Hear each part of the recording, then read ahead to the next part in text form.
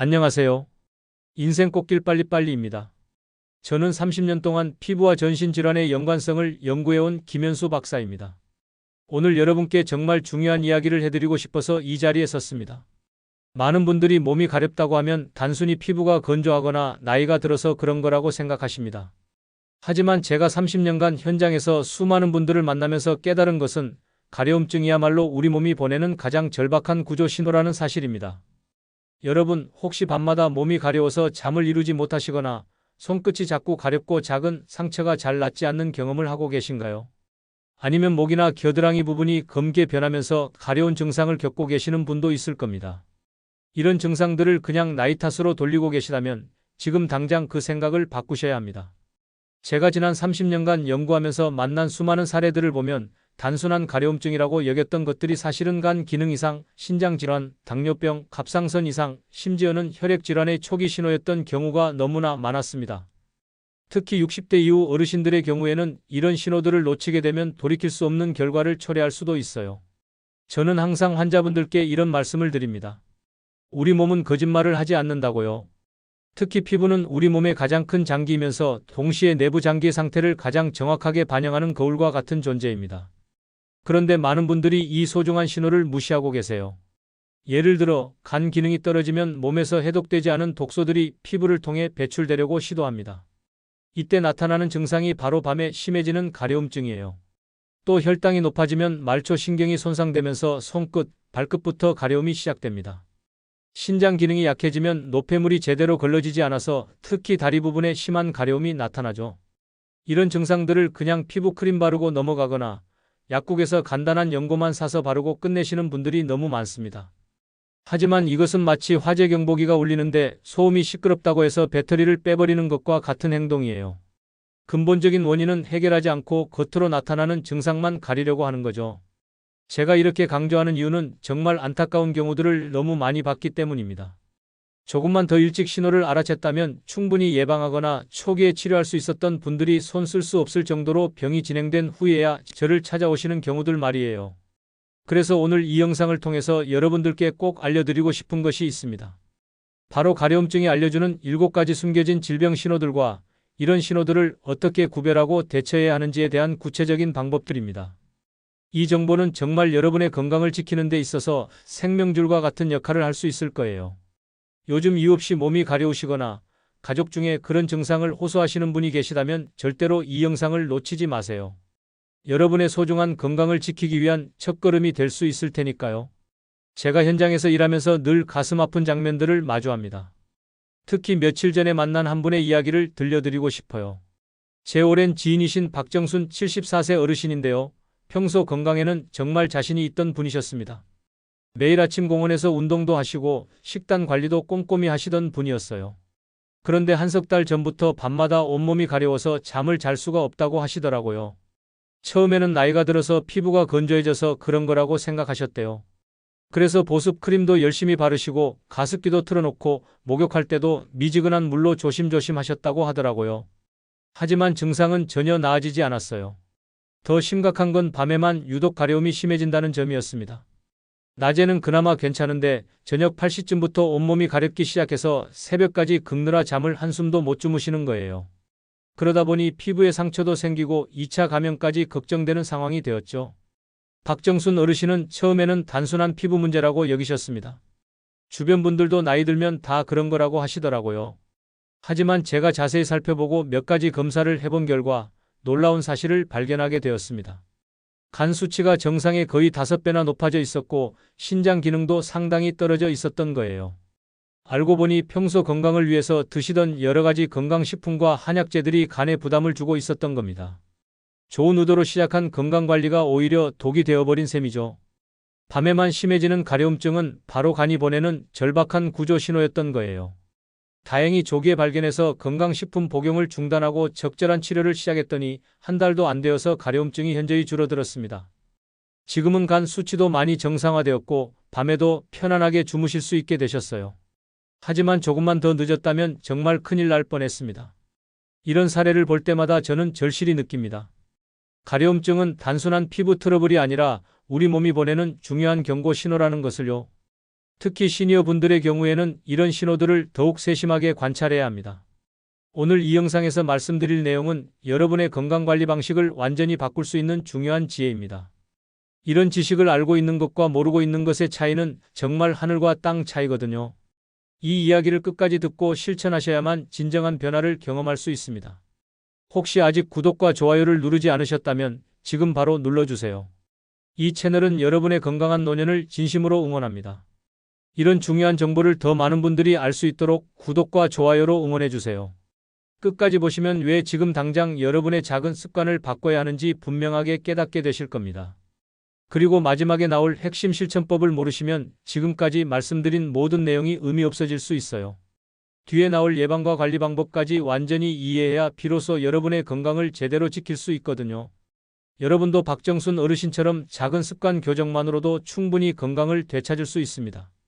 가려움증을 그냥 참거나 단순히 연고만 바르는 것이 아니라 우리 몸이 보내는 신호를 정확히 읽고 적절히 대응하는 것이 중요해요. 그래서 이제는 우리 일상에서 가려움과 직접 연결되는 7가지 위험 신호들을 하나씩 자세히 짚어보겠습니다. 몸이 보내는 가려움 신호 7가지를 정확히 구별하는 방법. 먼저 밤에만 유독 심해지는 가려움에 대해 말씀드리겠습니다. 많은 분들이 밤에 가려워서 잠을 못 이룬다고 하시는데 이건 절대 가볍게 넘겨서는 안 되는 신호예요. 밤마다 심해지는 가려움은 간 기능 이상과 직접적으로 연결되는 경우가 정말 많거든요. 우리가 는 밤 시간대에 가장 활발하게 해독 작업을 합니다. 그런데 간 기능이 떨어지면 독소들이 제대로 걸러지지 않아서 피부를 통해 나오려고 해요. 이때 나타나는 것이 바로 야간 가려움증입니다. 한국간재단에서 발표한 연구 결과를 보면 간 기능 저하 환자의 40% 이상이 야간 가려움을 경험한다고 나와 있어요. 실제로 제가 만난 김영자 79세님의 경우를 보면 밤마다 온몸이 가려워서 3개월 동안 제대로 잠을 못 주무셨다고 하더라고요. 처음에는 단순히 피부 문제라고 생각하고 여러 피부과를 다니셨는데 증상이 전혀 나아지지 않았어요. 그런데 제가 간 기능 검사를 권해드렸더니 간 수치가 정상의 5배나 높게 나온 거예요. 알고 보니 평소 관절 건강을 위해서 드시던 여러 건강보조제들이 간에 무리를 주고 있었던 겁니다. 건강보조제뿐만 아니라 한약이나 과도한 음주 습관도 같은 문제를 일으킬 수 있어요. 이런 경우에는 우선 간에 부담을 주는 것들을 즉시 중단하고 간 기능 검사를 받는 것이 무엇보다 중요합니다. 특히 주의 깊게 살펴봐야 할 점은 가려움이 매일 다른 부위로 옮겨 다니는 경우예요. 오늘은 팔이 가렵고 내일은 등이 가렵고 모레는 다리가 가려운 식으로 부위가 계속 바뀐다면 이건 간이 보내는 신호일 가능성이 매우 높습니다. 혹시 여러분도 밤마다만 심해지는 가려움으로 고생하고 계신가요? 두 번째로 말씀드릴 것은 손끝과 발끝의 가려움입니다. 손가락 끝이나 발가락 끝이 자꾸 가렵고 작은 상처가 생겨도 잘 낫지 않는다면 이건 혈당 상승으로 인한 신경 손상의 신호일 수 있어요. 당뇨병의 초기 증상 중 하나가 바로 말초 신경 손상인데 이때 가장 먼저 나타나는 곳이 손끝과 발끝이거든요. 대한당뇨학회에서 발표한 보고서를 보면 당뇨 환자의 35% 이상이 손발끝 신경 증상을 가장 먼저 경험한다고 되어 있어요. 특히 60대 이후에는 혈당 조절 능력이 떨어지면서 이런 증상들이 더 자주 나타나게 됩니다. 박진수 67세님의 사례를 보면 손끝이 자꾸 가렵고 작은 긁힌 자국이 일주일이 넘도록 아물지 않아서 저를 찾아오셨어요. 평소에는 건강하다고 생각하셨던 분인데 혈액 검사를 해보니 공복 혈당이 정상의 거의 3배나 높게 나온 거예요. 당화혈색소 수치도 상당히 높아서 이미 당뇨병이 상당히 진행된 상태였죠. 이런 경우에는 정기적으로 혈당을 확인하고 식습관 관리를 철저히 해야 합니다. 특히 밥이나 빵 같은 탄수화물 섭취량을 줄이고 혈당 지수가 낮은 음식들 위주로 식단을 짜는 것이 중요해요. 하지만 무엇보다 중요한 것은 단순한 상처라고 넘기지 말고 적절한 검사를 받는 것입니다. 혹시 손끝이나 발끝이 자꾸 가렵고 상처가 잘 낫지 않으신가요? 세 번째는 목과 겨드랑이가 검게 변하면서 가려운 증상입니다. 이건 많은 분들이 때가 잘 안 빠져서 그런 거라고 오해하시는 경우가 많은데 사실은 인슐린 저항성과 밀접한 관련이 있어요. 의학적으로는 흑색극세포증이라고 부르는데 피부가 검게 변하고 두꺼워지면서 가려움까지 동반되는 증상이거든요. 서울대 연구팀에서 발표한 논문을 보면 흑색극세포증 환자의 70% 이상에서 당뇨병이나 관련 합병증이 발견된다고 나와 있어요. 더 심각한 것은 드물긴 하지만 내장 장기의 악성 종양과 연관된 경우도 있다는 점입니다. 이순자 78세님의 경우를 보면 목 부분이 검게 변하고 가려움이 너무 심해서 밤에 잠을 못 이룬다고 하셔서 정밀 검사를 해봤더니 심한 당뇨병과 함께 초기 췌장암까지 발견된 적이 있어요. 다행히 조기에 발견해서 치료할 수 있었지만 만약 단순히 때가 안 빠져서 그런 거라고 생각하고 넘어갔다면 정말 큰일 날 뻔했죠. 이런 증상이 나타나면 절대로 때로 착각하지 마시고 바로 정밀 검사를 받으셔야 합니다. 특히 당뇨병 가족력이 있거나 비만인 경우에는 더욱 주의 깊게 살펴봐야 해요. 혹시 목이나 겨드랑이가 검게 변하면서 가려운 증상을 경험하고 계신가요? 네 번째는 다리만 유독 가려운 경우입니다. 상체는 괜찮은데 하체, 특히 종아리나 정강이 부분만 심하게 가렵다면 이건 신장 기능 저하의 신호일 수 있어요. 신장은 우리 몸의 노폐물을 걸러내는 중요한 역할을 하는데 기능이 떨어지면 독성 물질들이 혈액 속에 쌓이게 됩니다. 이런 독성 물질들은 중력의 영향으로 하체 쪽에 더 많이 축적되는 경향이 있어요. 그래서 다리 부분에만 유독 심한 가려움이 나타나는 거죠. 대한신장학회에서 발표한 자료를 보면 만성 신부전 환자의 60% 이상이 다리 가려움을 호소한다고 되어 있어요.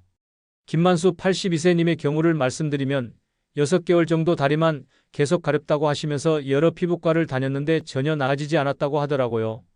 그런데 소변 검사와 신장 기능 검사를 해보니 신장이 정상의 30%밖에 작동하지 않는 상태였어요. 만성 신부전이 상당히 진행된 상황이었죠. 이런 경우에는 소변에 거품이 많이 생기거나 아침에 얼굴이나 발목이 붓는 증상이 함께 나타나는 경우가 많아요. 또 가족 중에 신장질환이나 당뇨병을 앓은 분이 있다면 더욱 주의해야 합니다. 혹시 다리만 유독 가려운 경험을 하고 계신가요? 다섯 번째는 얼굴과 목이 붉게 달아오르면서 가려운 증상입니다. 이건 갑상선 기능 항진증의 대표적인 신호 중 하나예요.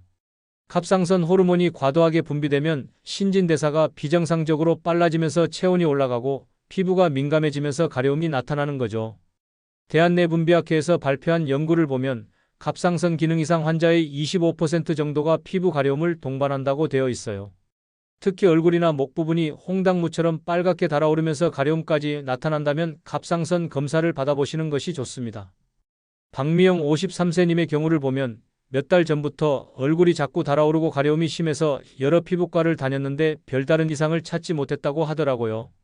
그런데 갑상선 기능 검사를 해보니 갑상선 호르몬 수치가 정상의 거의 3배나 높게 나온 거예요. 이런 경우에는 맥박이 빨라지거나 손이 떨리는 증상, 급격한 체중 감소, 불면증 등이 함께 나타나는 경우가 많아요. 특히 여성분들의 경우 폐경기와 증상이 비슷해서 놓치기 쉬운데 방치하면 심각한 심장합병증으로 이어질 수 있으므로 주의해야 합니다. 혹시 얼굴이 붉게 달아오르면서 가려움을 겪으신 적이 있나요? 여섯 번째는 발진이나 상처는 전혀 없는데도 온몸이 가려운 경우입니다. 이건 정말 많은 분들이 간과하시는 증상인데 사실은 혈액질환의 가능성을 의심해봐야 하는 중요한 신호예요. 피부에는 아무런 변화가 없는데도 계속해서 가려움이 지속된다면 혈액 속에 백혈구나 적혈구에 이상이 생겼을 가능성이 있거든요. 고려대 의대에서 발표한 연구 결과를 보면 조혈질환 환자의 20% 이상이 가려움증을 첫 번째 증상으로 호소했다고 나와 있어요. 특히 목욕 후에 가려움이 심해진다면 더욱 주의 깊게 살펴봐야 합니다. 최재호 61세님의 경우를 말씀드리면 6개월 정도 발진은 전혀 없는데 온몸이 가렵다고 하시면서 여러 병원을 다녔는데 뚜렷한 원인을 찾지 못했다고 하더라고요. 그런데 혈액 검사를 자세히 해보니 백혈구 수치에 이상이 있었고 추가 검사 결과 혈액질환 초기 단계를 발견할 수 있었어요. 이런 경우에는 피부에 아무런 흔적이 없어도 절대 방심하면 안 됩니다. 특히 전신 피로감이나 원인 모를 체중 감소가 함께 나타난다면 더욱 주의해야 해요. 혹시 발진은 없는데 계속 몸이 가려운 증상을 경험하고 계신가요? 마지막 7번째는 손바닥이나 발바닥만 가려운 경우입니다. 이건 혈액순환 장애나 심장 기능 저하와 관련이 있을 수 있어요. 심장의 펌프 기능이 떨어지면 말초 순환이 원활하지 않게 되면서 특히 손발바닥 같은 말단 부위에 가려움이 나타날 수 있거든요. 일본 심장학회에서 발표한 자료를 보면 신부전 초기 환자의 15% 정도가 손발바닥 가려움을 호소했다고 되어 있어요. 홍철민 74세님의 경우를 보면 몇 달 전부터 손바닥과 발바닥이 자꾸 가렵다고 하시면서 피부과 치료를 받았는데 전혀 나아지지 않았다고 하더라고요. 그런데 심장 검사를 해보니 심장 기능이 상당히 떨어져 있는 상태였어요. 이런 경우에는 가슴이 두근거리거나 계단을 오를 때 숨이 차는 증상, 발목이 붓는 증상 등이 함께 나타나는 경우가 많아요. 특히 밤에 누우면 숨이 차서 베개를 높이 베고 자야 하는 경우라면 심장 검사를 받아보시는 것이 좋습니다. 늦으면 생명을 위협할 수도 있으니까요. 혹시 손바닥이나 발바닥만 유독 가려운 증상을 경험하고 계신가요? 이처럼 가려움증은 우리 몸의 다양한 장기들이 보내는 중요한 신호입니다. 단순히 피부 문제라고 넘겨서는 안 되는 이유가 바로 여기에 있어요. 이제는 이런 신호들을 어떻게 예방하고 관리할 수 있는지 생활 속에서 실천할 수 있는 구체적인 방법들을 알려드리겠습니다. 일상 속에서 실천하는 가려움증 예방과 관리법. 가려움증을 예방하고 관리하기 위해서는 무엇보다 생활 습관의 개선이 중요합니다. 제가 30년간 현장에서 경험한 바로는 작은 생활 습관의 변화만으로도 놀라운 효과를 볼 수 있거든요. 지금부터 말씀드릴 방법들을 꾸준히 실천하시면 가려움증뿐만 아니라 전반적인 건강 상태도 크게 개선될 수 있을 것입니다. 첫 번째로 가장 중요한 것은 충분한 수분 섭취입니다. 많은 시니어 분들이 수분 섭취를 소홀히 하시는데 이는 정말 위험한 일이에요. 체내 수분이 부족하면 혈액이 끈적해지고 노폐물이 제대로 배출되지 않으면서 피부를 통해 독소가 나오려고 시도하거든요. 이때 나타나는 것이 바로 가려움증입니다. 제가 만난 한 어르신은 하루에 물을 반 컵도 안 드신다고 하더라고요. 나이가 들면 갈증을 잘 못 느끼고 화장실 가는 것이 번거로워서 일부러 물을 안 마신다고 하시는 분들이 많아요. 하지만 이는 정말 잘못된 생각입니다. 특히 카페인이 들어있는 커피나 녹차보다는 맑은 물 위주로 드시는 것이 좋아요. 카페인은 오히려 이뇨작용을 촉진해서 체내 수분을 빼앗아가거든요. 하루에 최소 1.5리터 이상, 가능하면 2리터 정도의 물을 나눠서 드시는 것을 추천합니다. 한 번에 많이 마시지 마시고 조금씩 자주 마시는 것이 중요해요. 혹시 하루에 물을 몇 잔이나 드시고 계신가요? 두 번째는 정기적인 혈액 검사의 중요성입니다. 가려움증의 많은 원인들이 혈액 검사를 통해서 조기에 발견될 수 있거든요. 간 기능, 신장 기능, 혈당 수치, 갑상선 호르몬, 혈액 세포 수치 등을 정기적으로 확인하는 것이 필수예요. 많은 분들이 증상이 없으면 검사를 받을 필요가 없다고 생각하시는데 이는 정말 잘못된 생각입니다. 대부분의 질병들은 초기에는 뚜렷한 증상이 나타나지 않아요. 가려움증 같은 미묘한 신호가 나타날 때가 오히려 조기 발견의 황금기인 거죠. 특히 60세 이후에는 6개월마다 기본 혈액 검사를 받으시는 것을 강력히 추천합니다. 건강보험 지원도 받을 수 있으니까 경제적 부담도 크지 않아요.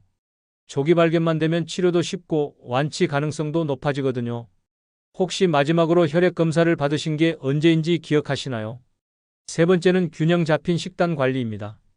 특히 항산화 성분이 풍부한 음식들을 꾸준히 드시는 것이 염증과 가려움을 줄이는 데 정말 효과적이에요.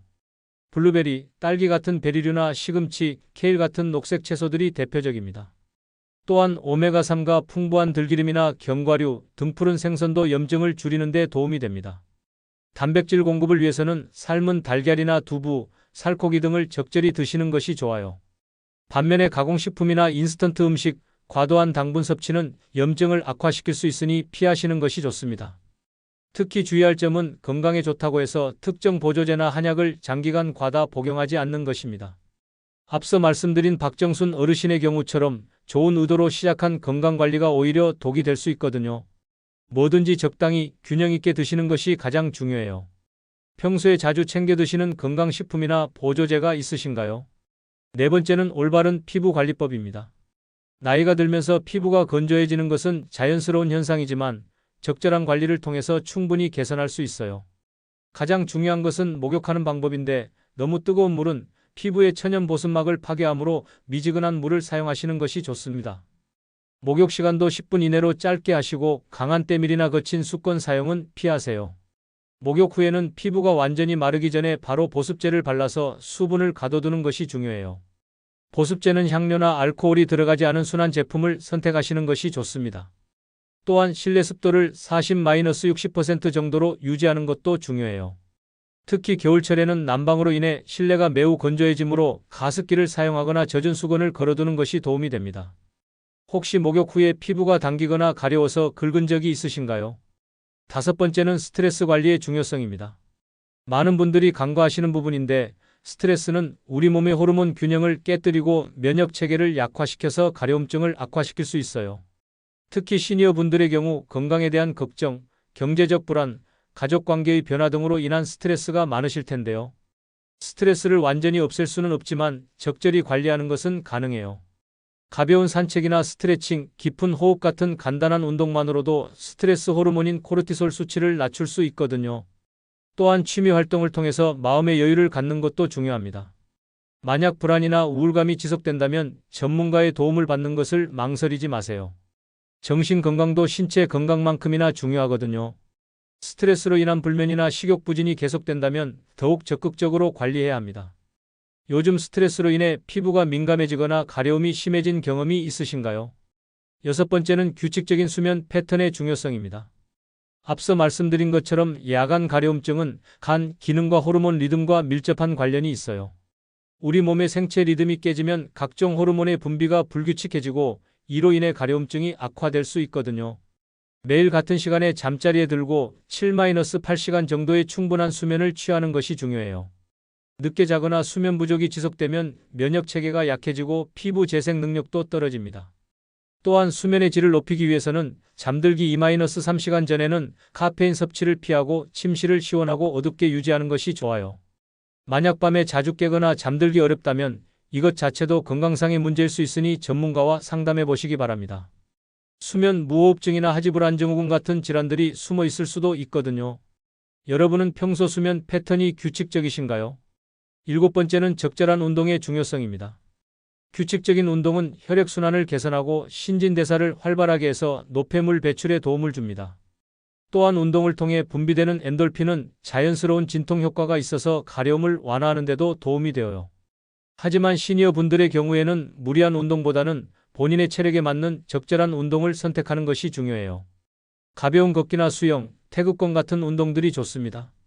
특히 걷기는 누구나 쉽게 할 수 있으면서도 효과가 큰 운동이에요. 하루 30분 정도, 주 3-4회 정도의 가벼운 운동만으로도 충분한 효과를 볼 수 있어요. 다만 운동 후에는 땀을 깨끗하게 씻어내는 것이 중요합니다.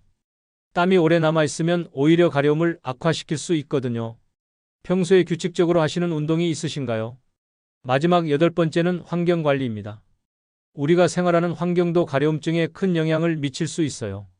집안의 먼지나 진드기, 애완동물의 털, 곰팡이 같은 알레르기 유발 요소들을 최대한 제거하는 것이 중요합니다.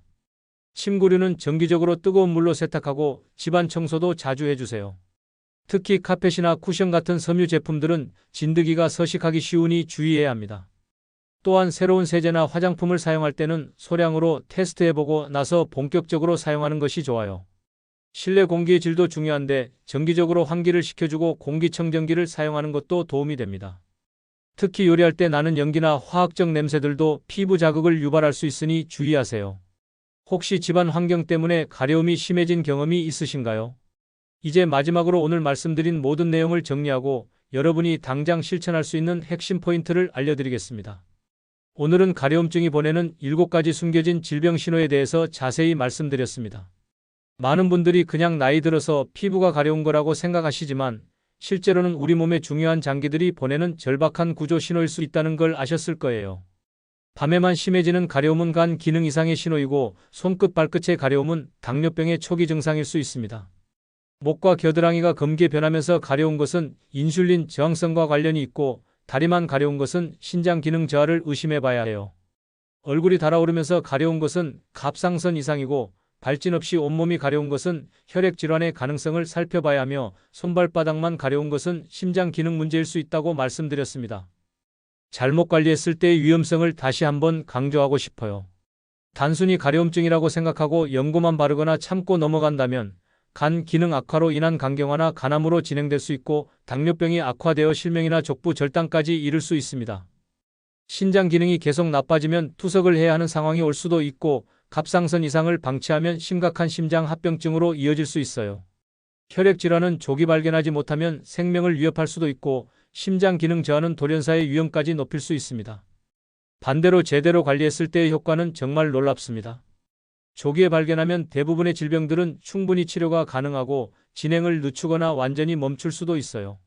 간 기능 이상도 초기에 발견하면 생활습관 개선만으로도 충분히 회복할 수 있고 당뇨병도 조기 관리하면 합병증 없이 건강하게 살 수 있습니다.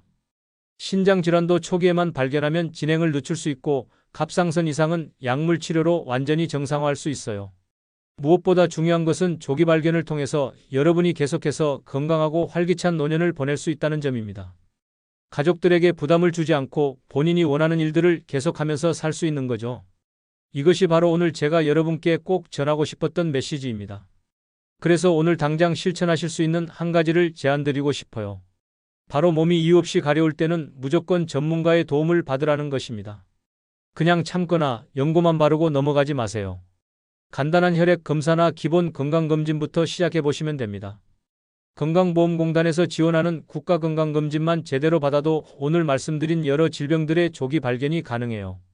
특히 40대 이후에는 2년마다, 66세 이후에는 매년 무료로 받을 수 있으니까 꼭 놓치지 마세요. 추가로 필요한 검사가 있다면 조금의 비용을 들여서라도 받아보시는 것이 장기적으로는 훨씬 경제적이에요. 또한 평소 생활 습관도 조금씩 개선해 나가시길 바랍니다. 충분한 수분 섭취, 균형 잡힌 식단, 적절한 운동, 규칙적인 수면, 스트레스 관리, 올바른 피부 관리 등은 가려움증 예방뿐만 아니라 전반적인 건강 증진에도 큰 도움이 될 거예요.